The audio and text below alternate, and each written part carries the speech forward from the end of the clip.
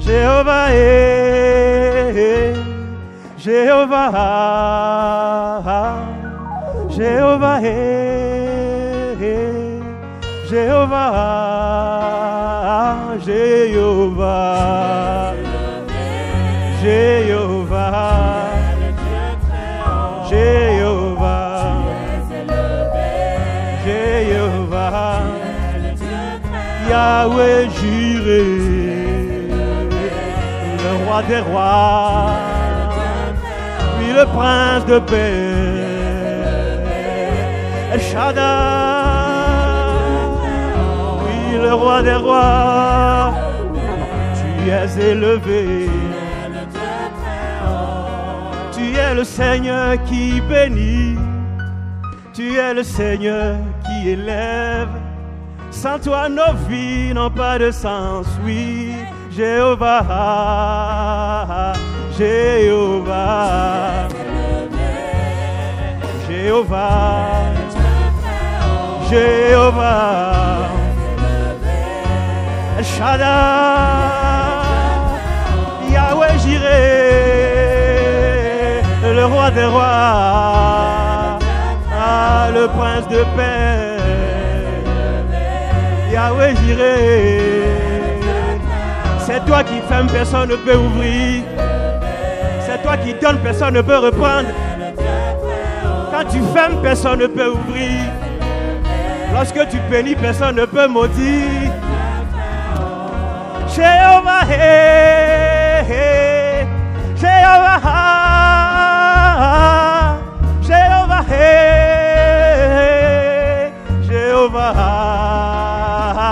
Jéhovah, Jéhovah, oh Jéhovah, Jéhovah, Jéhovah,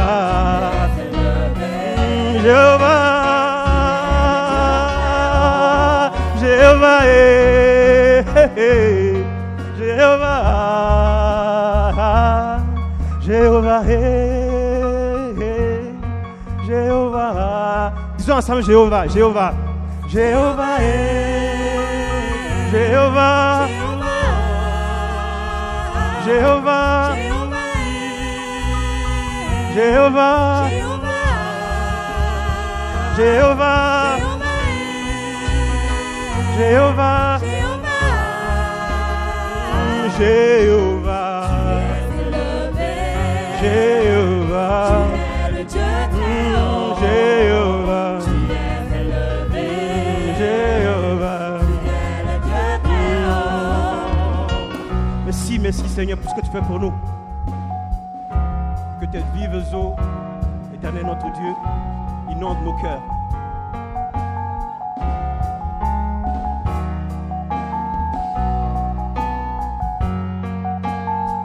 Merci Papa. Que tes vives eaux inondent mon cœur.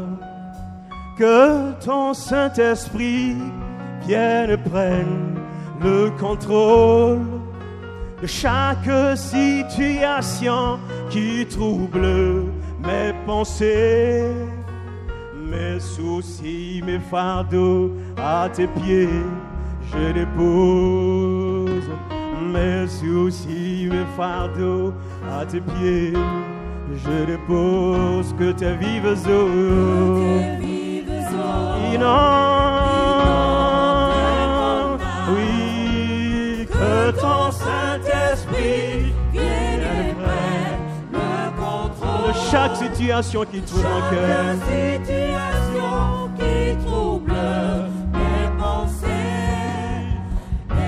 Mes soucis, mes fardeaux à tes pieds, je dépose. Encore une fois mes soucis, mes fardeaux à tes pieds, je dépose. Disant Jésus, Jésus, oui Jésus,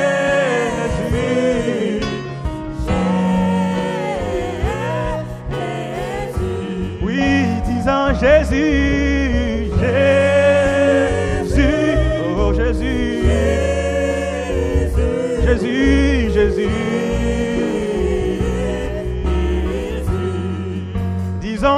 Esprit, Esprit, Esprit de Dieu, Esprit de Dieu.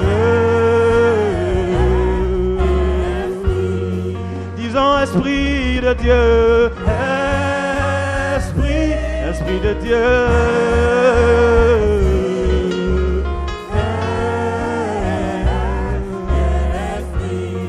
Élevant le Père,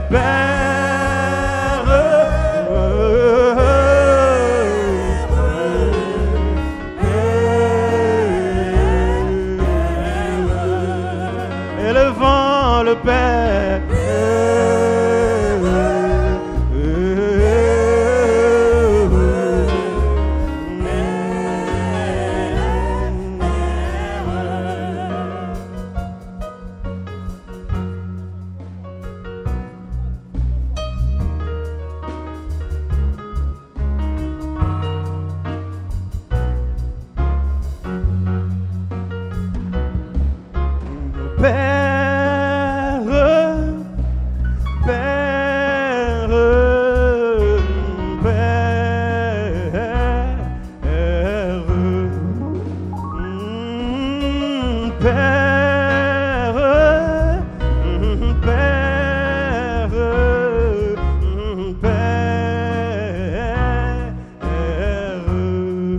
Élevant le Père,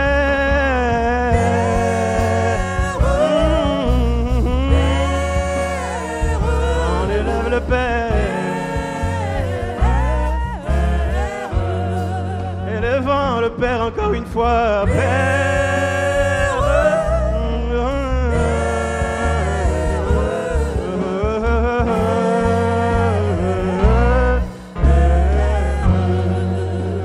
Est-ce que tu peux acclamer ton Dieu, le Saint-Esprit qui est en nous?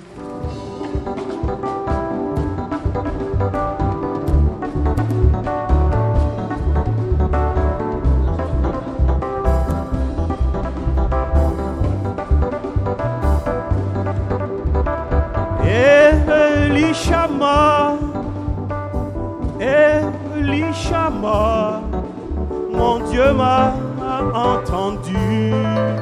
Mon Dieu m'a répondu, son nom c'est Elishama, Elishama.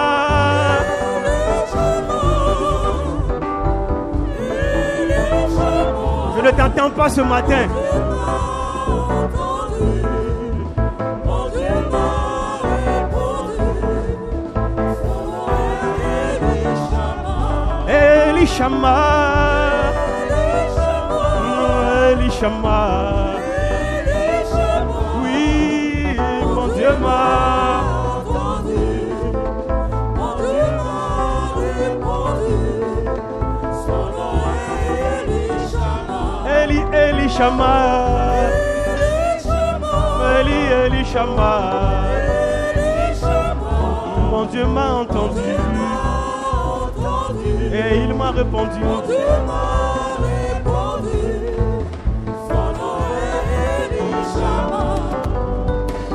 Quand j'ai prié, quand j'ai intercédé, oui, mon Dieu m'a entendu, mon Dieu m'a répondu, son nom c'est Elishama. Disons quand j'ai prié, quand tu as prié, qu'est-ce qu'il a fait ton Dieu?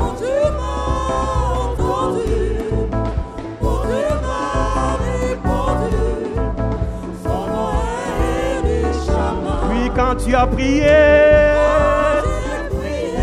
quand tu as prié, qu'est-ce qu'il a fait ton Dieu? Mon Dieu m'a entendu, mon Dieu m'a répondu, son nom est Elishama. Disant Eli, Eli, Elishama.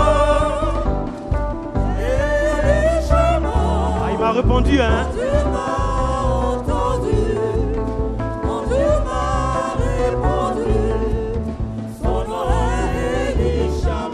Eli, Eli, Eli, Eli, Eli, Eli. Mon Dieu m'a entendu, mon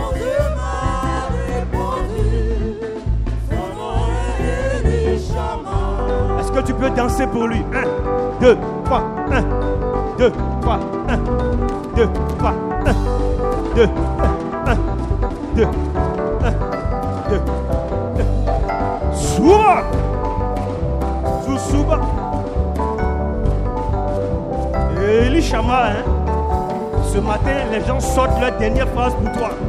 On le loue, on le loue, on le loue, on le loue, on le loue, on le loue, on le loue, on le loue, on le loue, on le loue, on le loue, on le loue, on le loue, on le loue, on le loue, on le loue, on le loue, on le loue, on le loue, on sort la phrase, on le loue. Il est trop bon et il est trop merveilleux, il est Shaddai, le roi des rois, et on le loue, on le loue, on le loue, on le loue, on le loue, on le loue, on le loue. Et bah, loué, loué, loué, loué, loué, loué, loué, loué, loué, loué, loué, loué. Acclamez le roi des rois, hein. Louez-le, je dis louez-le, il faut le louer, ma soeur louez-le, il faut le louer, louez-le, il faut le louer, il faut l'acclamer, acclamer, il faut l'acclamer, acclamer, il faut l'acclamer, acclamer, louer, louer, louer, louer, louer, louer, louer, louer, louer, louer, louer, louer, ah louer.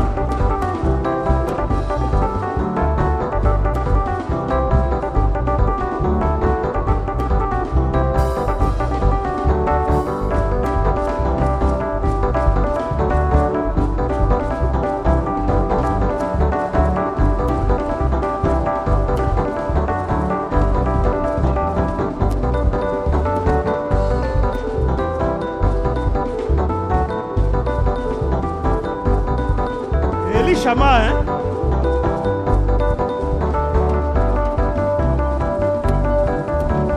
Eba, loua, eba, loua, eba, loua, eba, loua. Elishama.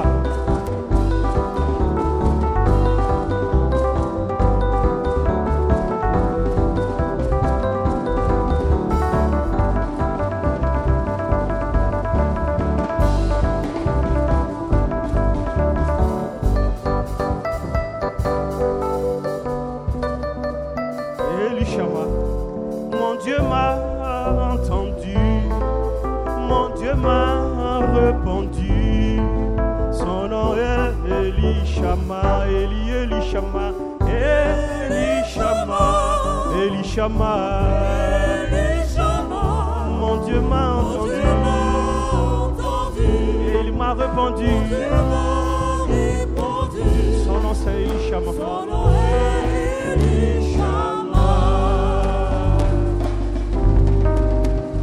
Frères et sœurs, acclamons notre Dieu. Acclamons notre Dieu, disons-lui merci. Peut-être pour ceux qui ne me connaissent pas, je suis Koulé Claver. J'ai été baptisé le 29 août 1995. Et ce matin, Dieu me fait la grâce de parler de sa part. Alors, cette année a été baptisée l'année de la conquête, n'est-ce pas?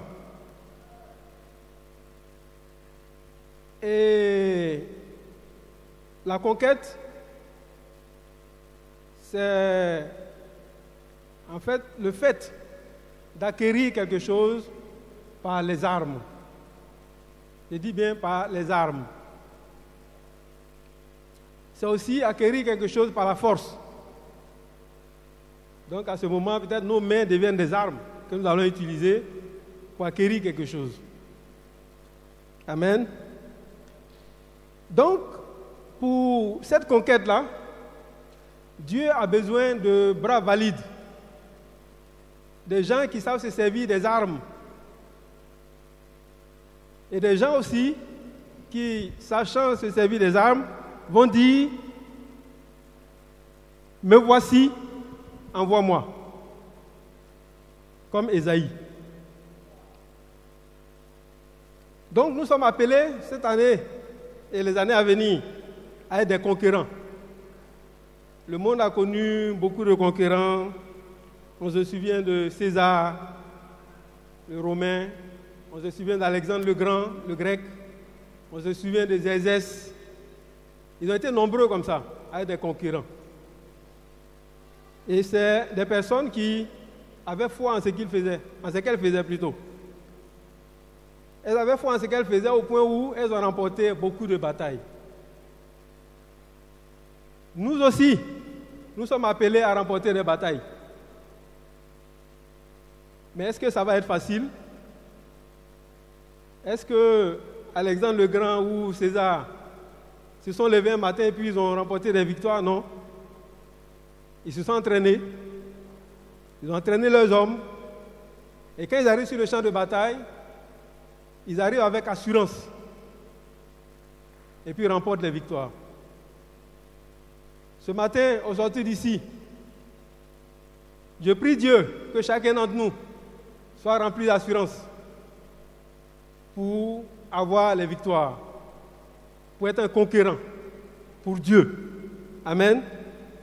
Je voulais juste faire quelques rappels de passages que j'estime vraiment importants pour un conquérant selon Dieu, pas un conquérant selon le monde.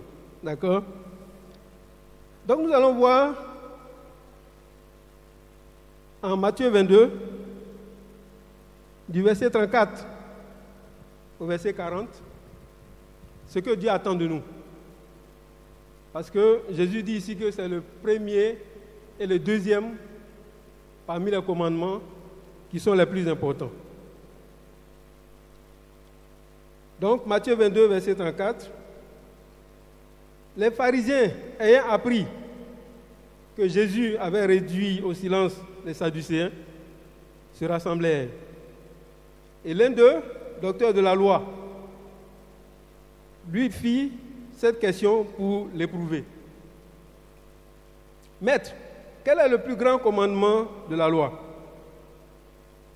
Jésus lui répondit, tu aimeras le Seigneur ton Dieu de tout ton cœur, de toute ton âme et de toute ta pensée.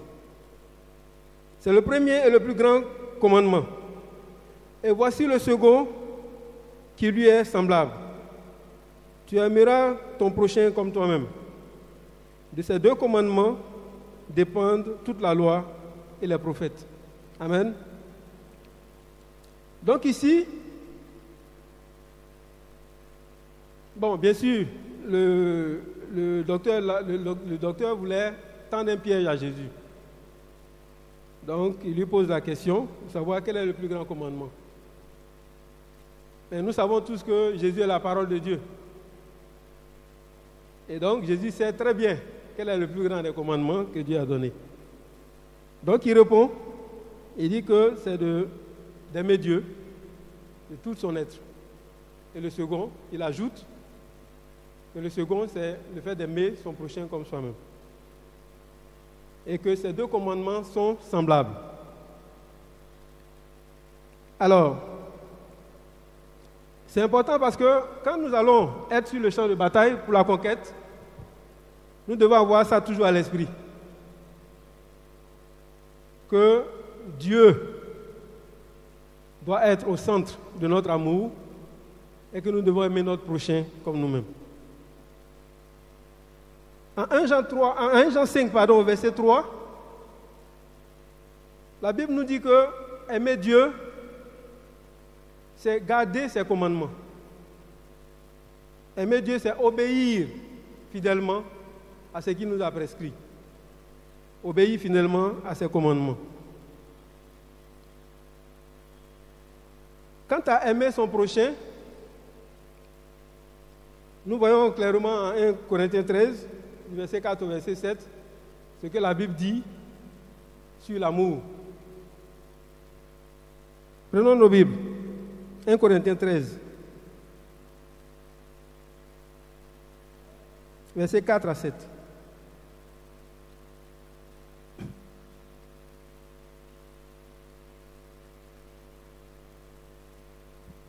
Je lis la Bible.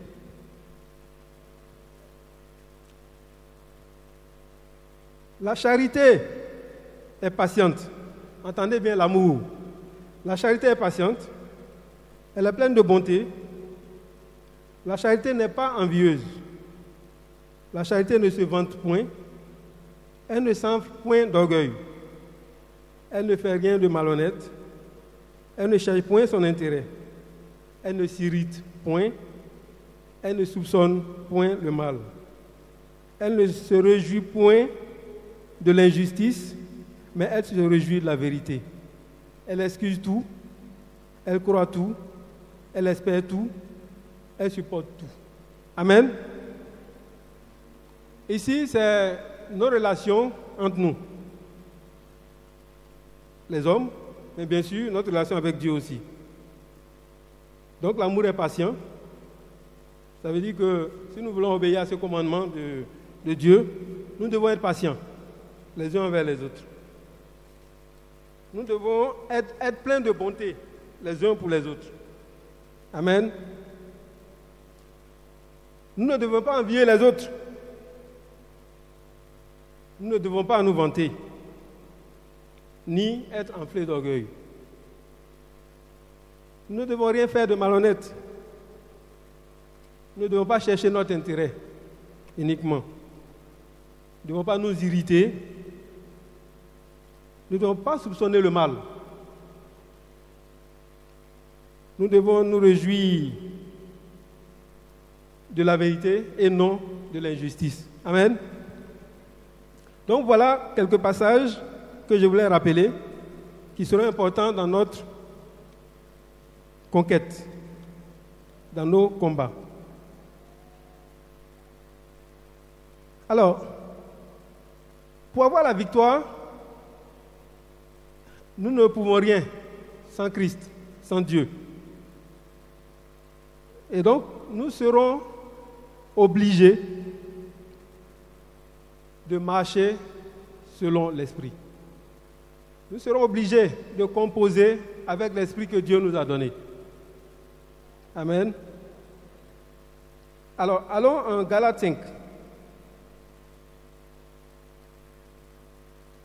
Galates 5,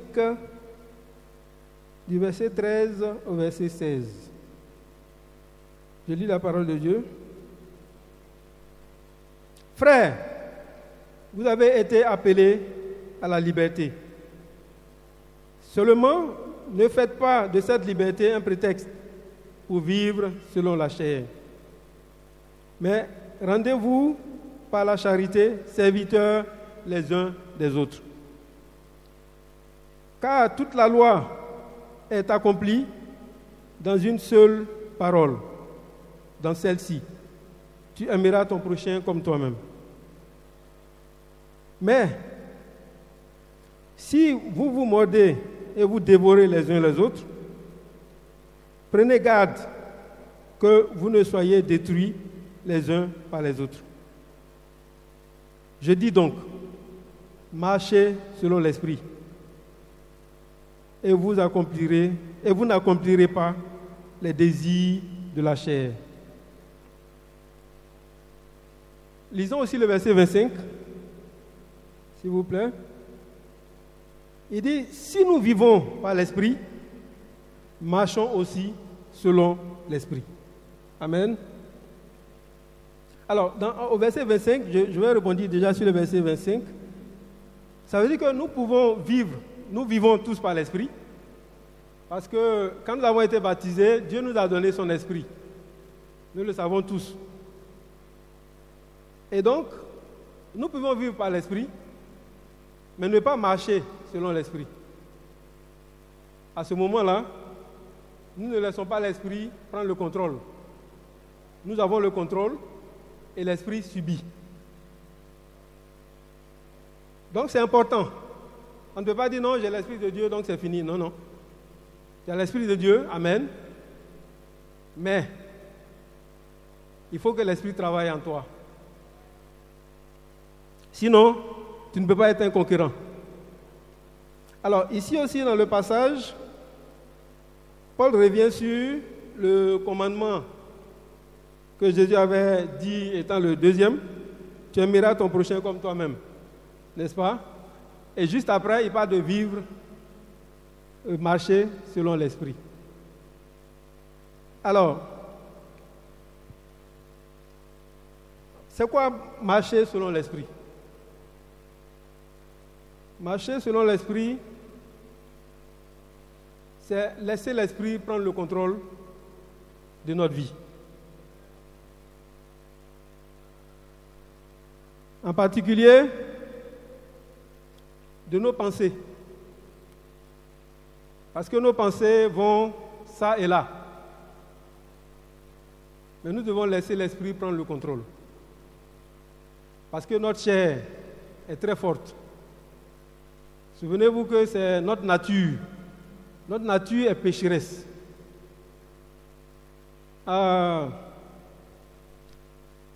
C'est un peu comme un crocodile, par exemple. Ils aiment l'eau. Si tu le maintiens hors de l'eau pendant un certain temps, et qu'il y a l'eau juste à côté, il va courir vers l'eau, parce qu'il en a besoin. Notre chair a ses désirs. Et dès que nous perdons le contrôle, notre chair court vers ses désirs. Très rapidement. Voilà pourquoi nous devons laisser l'esprit prendre le contrôle de nos pensées.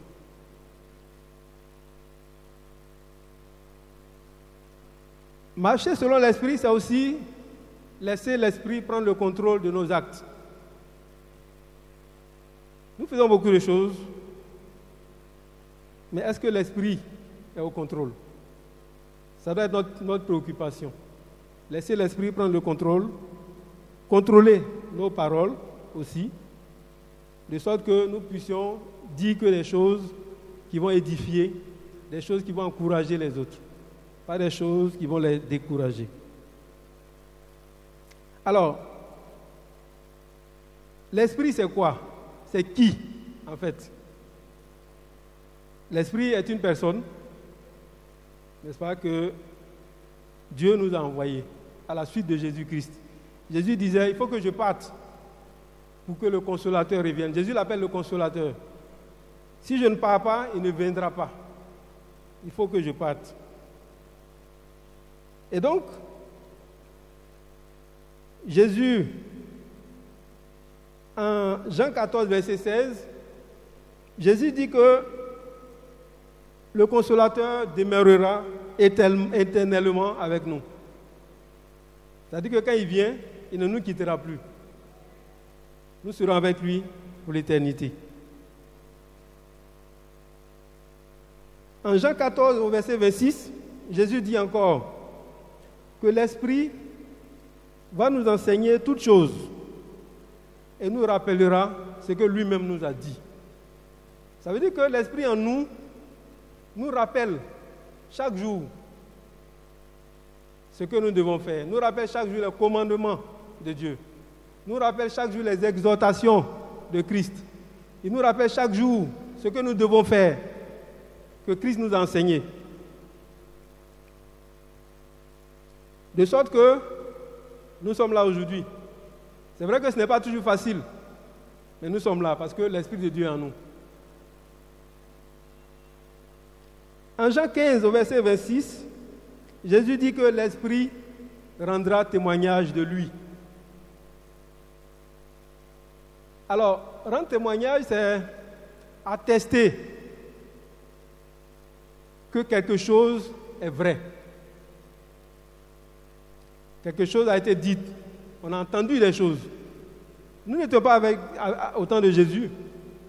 Nous avons entendu parler de Jésus. Nous voyons dans la Bible parle de Jésus. Et c'est l'Esprit en nous qui nous atteste chaque jour que tout ce qui est dans la Bible est vrai. Que la Bible, c'est la vérité. Et que nous devons nous y conformer. Tout cela, c'est l'Esprit. En Jean 16, au verset 13, Jésus continue toujours. Il dit que l'Esprit nous conduira dans toute la vérité. Et nous savons que Jésus lui-même est la vérité. Donc l'Esprit va nous conduire en Christ tous les jours, puisque nous l'avons en nous. S'il est en nous, Christ est en nous. Amen. Alors, nous allons voir aussi qu'en Romains 8, au verset 26, c'est bizarre, c'est toujours le verset 26. Alors, l'Esprit nous aide dans notre faiblesse et intercède lorsque nous prions. Le passage nous dit que l'Esprit traduit ce que nous voulons dire, parce que nous ne savons pas le dire. L'Esprit traduit dans un langage que lui seul connaît. L'Esprit traduit à Dieu ce que nous voulons. Et puis à ce moment-là, Dieu peut nous répondre. Mais marcher avec l'Esprit, marcher selon l'Esprit, ça ne vient pas tout seul. Ça ne vient pas tout seul. Nous avons notre part à faire. Vous savez que Dieu nous laisse le libre arbitre. De sorte que, si nous voulons, nous allons marcher avec l'Esprit. Si nous ne voulons pas, nous allons faire les œuvres de la chair. Nous allons laisser la chair nous contrôler. Et à ce moment-là, nous allons nous éloigner de Dieu avec le Saint-Esprit complètement attristé en nous, complètement relégué dans un petit coin et qui va subir tout ce que nous allons faire et qui est bien sûr contraire à la volonté de Dieu. Alors, une des conditions que moi je vois pour marcher selon l'Esprit, c'est de demeurer en Christ. Demeurer en Christ. Lisons Jean 15.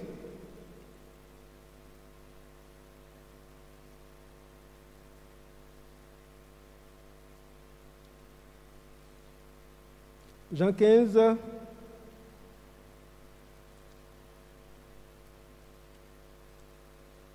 à partir du verset 1.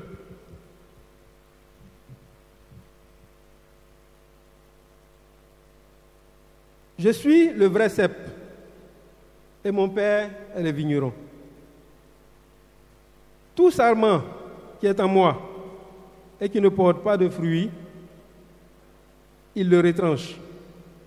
Et tout sarment qui porte du fruit, il l'émonde, afin qu'il porte encore plus de fruits.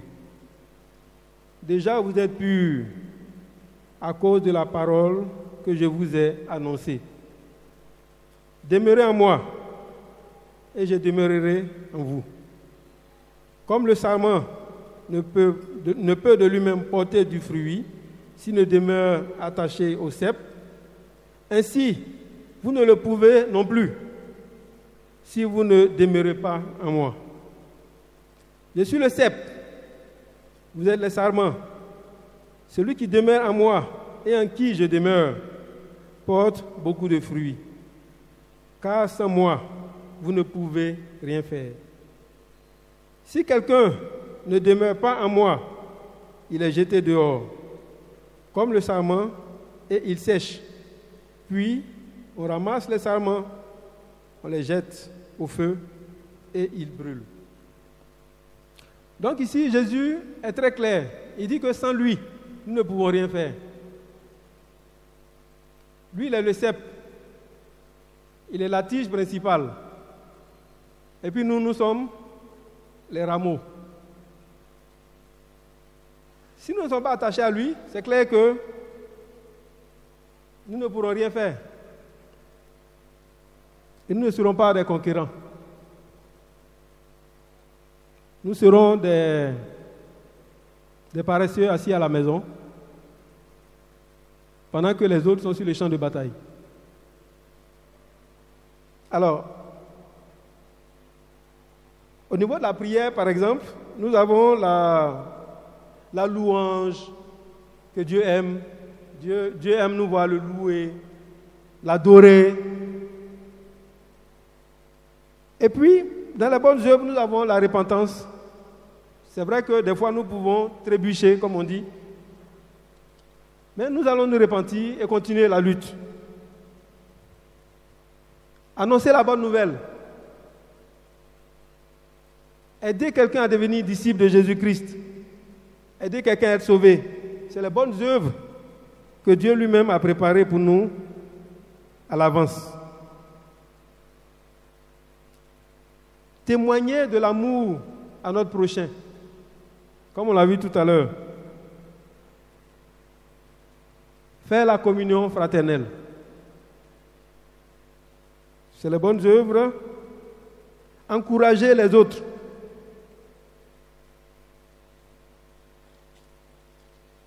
Aider ceux qui sont dans le besoin. Être reconnaissant à Dieu et montrer notre reconnaissance à Dieu. Tout ça, c'est des bonnes œuvres. Jeûner pour montrer à Dieu que nous sommes affligés par notre propre comportement. Tout cela, c'est les bonnes œuvres. Alors, quand nous demeurons en Christ et que Christ demeure en nous, naturellement, nous allons être des personnes qui renoncent à elles-mêmes. Le renoncement n'est pas toujours évident dans nos vies. Alors que pour dire à Dieu, me voici, envoie-moi, il faut avoir renoncé à soi. Sinon, on ne pourra pas. Luc 9.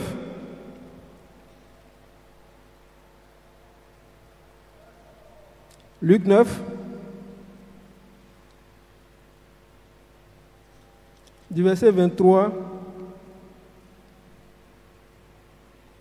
Luc 9, à partir du verset 23.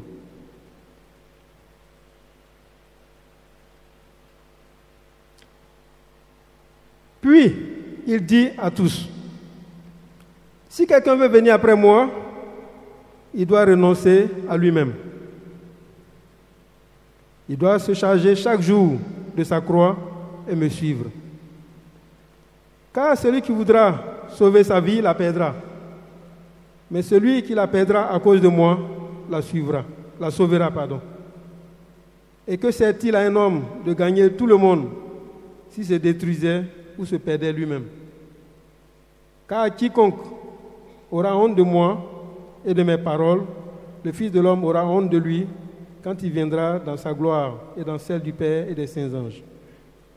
Je vous le dis en vérité, quelques-uns de ceux qui sont ici ne mourront point, qui n'aient vu le royaume de Dieu. Alors, ici, il s'agit de renoncement. Jésus a dit que si nous ne renonçons pas à nous-mêmes, nous ne pouvons pas être ses disciples. Parce que quelqu'un qui n'a pas renoncé à lui-même pense à son propre intérêt. Il ne pense pas à l'intérêt d'autrui, il ne pense pas à l'intérêt de son prochain, il ne pense pas à l'intérêt de Dieu. Il ne fait pas du royaume sa priorité. Comme la Bible nous dit, en Matthieu 6, 33, cherchez premièrement le royaume.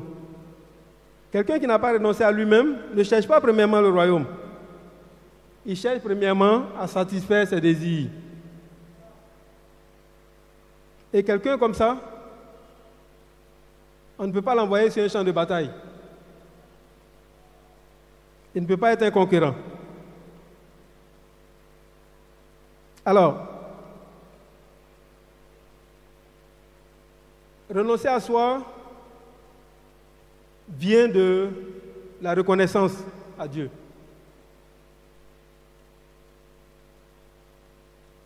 Nous allons renoncer à nous-mêmes parce que nous sommes reconnaissants à Dieu pour tout ce qu'il a fait pour nous. Et c'est de dire, ok, Père, à cause de tout ce que tu as fait pour moi,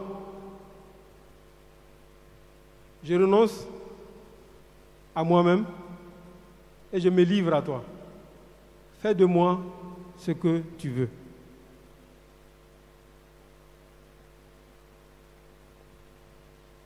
Tant que nous n'avons pas renoncé à nous-mêmes,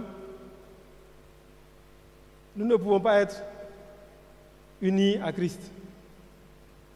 Nous ne pouvons pas demeurer en Christ. L'autre chose que nous devons considérer dans la conquête, c'est que nous n'allons pas utiliser des armes humaines ou physiques ou matérielles. Allons en Éphésiens 6, du verset 10 au verset 17. Parce que quand nous serons sur le champ de bataille, il va falloir combattre avec des armes. Mais ça ne sera pas des AK-47, plus connus sous le nom de Kalachnikov. Ça ne sera pas par des chars. On ne va pas combattre avec des chars, on ne va pas combattre avec des chasseurs, des avions de guerre. Nous allons combattre avec les armes que l'Esprit nous donne.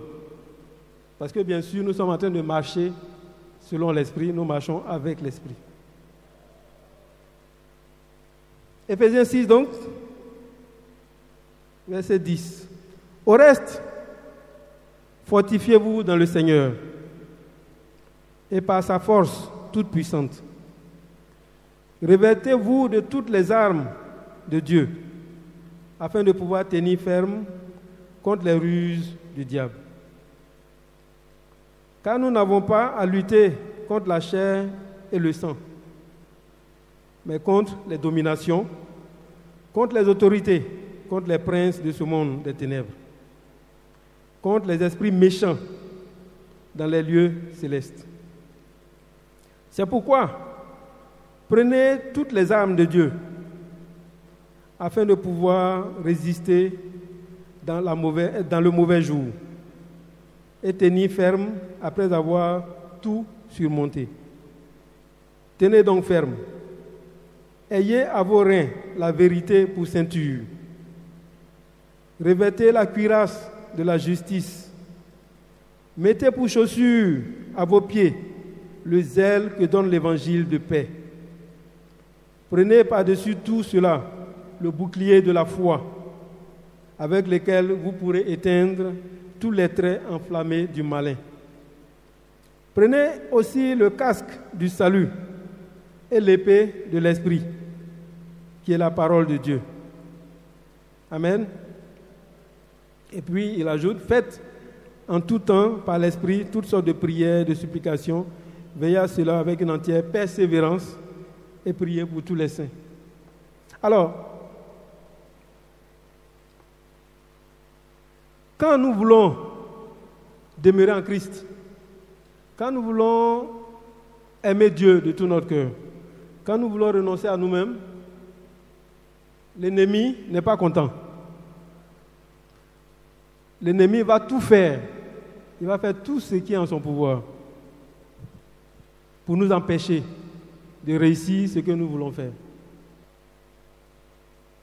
Quand toutes ces conditions sont réunies, nous pouvons enfin dire à Dieu, me voici, envoie-moi. Ce me voici, envoie-moi montre que tu es totalement abandonné entre les mains de Dieu. Je veux dire, quand on le dit de façon sincère, de toute façon on peut le dire comme ça aussi. Me voici, envoie-moi. Mais en fait, derrière le cœur dit, moi je ne vais pas. Quand on le dit sincèrement, comme Esaïe l'a dit, c'est la preuve que nous sommes complètement abandonnés entre les mains de Dieu. Que nous sommes soumis à Dieu. Que nous reconnaissons que Dieu est maître de notre vie. Qu'il est souverain. Que nous avons une totale confiance en lui. Que notre foi est devenue inébranlable. Bien sûr, en sachant qu'il fait tout pour le bien de ceux qu'il aime. Et donc, quand on arrive à ce stade, le fruit de l'esprit devient visible dans nos vies. Donc, si vous regardez bien, il ne dit pas les fruits de l'esprit. Comme souvent, on peut le dire. Il dit non, les fruits de l'esprit, et puis on cite ces 9 aspects. Et il dit le fruit. Donc le fruit est unique. Et ici, nous avons ces différents aspects. Ça veut dire que tout forme un bloc. Ce n'est pas que l'amour est à part, que la joie est à part. Donc, je peux être rempli d'amour, mais ne pas être joyeux. Je peux être patient, mais ne pas être bon. Non. C'est le fruit entier qui doit être visible dans nos vies. Quand vous prenez une noix de coco, nous avons la partie qui recouvre, qu'on taille, nous avons la coque, nous avons la pulpe qu'on mange, nous avons l'eau. Quand vous prenez une mangue, c'est la même chose. Il y a la peau, il y a la pulpe, il y a le noyau, il y a le petit noyau encore à l'intérieur. C'est le tout qui fait la mangue. C'est le tout qui fait le fruit. Donc ici, personne ne peut dire, d'ailleurs, certains de ces aspects-là vont ensemble. Quelqu'un qui n'est pas doux ne peut pas avoir la maîtrise de soi. Quelqu'un qui n'est pas bon ne peut pas être bienveillant. Quelqu'un qui n'est pas patient ne peut pas avoir la maîtrise de soi. Tout cela va ensemble. C'est un tout. Et quand tous ces aspects-là sont visibles dans ta vie, tu peux dire que j'ai porté du fruit. En tout cas, parlant du fruit de l'esprit. Il s'agit donc d'être sur le champ de bataille avec les armes que Dieu nous a données et d'être des conquérants. Le conquérant ne se préoccupe pas de si je donne mon argent, est-ce que je vais pouvoir m'en sortir? Non, non. Il est en train de combattre. Il ne se préoccupe pas des choses de la vie civile. Donc, le conquérant, c'est quelqu'un qui donne. C'est très important. Parce que ça fait partie de ce que Dieu nous demande.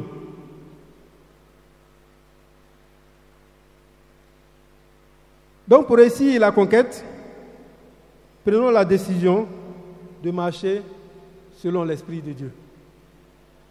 L'Esprit que Dieu nous a donné et qui nous guide. Et qu'à Dieu soit la gloire. Merci beaucoup.